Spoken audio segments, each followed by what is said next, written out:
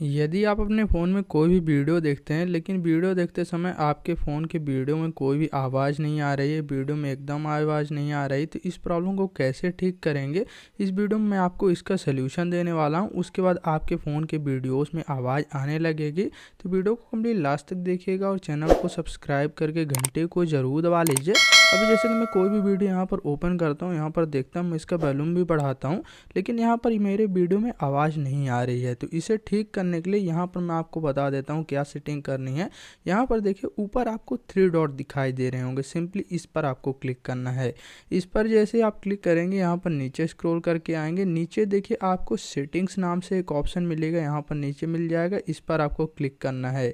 इस पर क्लिक करने के बाद कुछ इस तरह की सेटिंग्स खुल के आ जाती हैं। नीचे हम स्क्रॉल करके आ जाएंगे, यहाँ पर सबसे नीचे स्क्रॉल करके आ जाना है। आपको नीचे एक ऑप्शन मिलेगा साइड सेटिंग्स नाम से, नीचे मिल सकता है, हो सकता है यहाँ पर भी मिल जाए। आपको सेटिंग्स के अंदर यहाँ पर साइड सेटिंग्स का ऑप्शन ढूंढ लेना है। इसके बाद यहाँ पर साइड सेटिंग्स के ऑप्शन पे हम क्लिक करेंगे।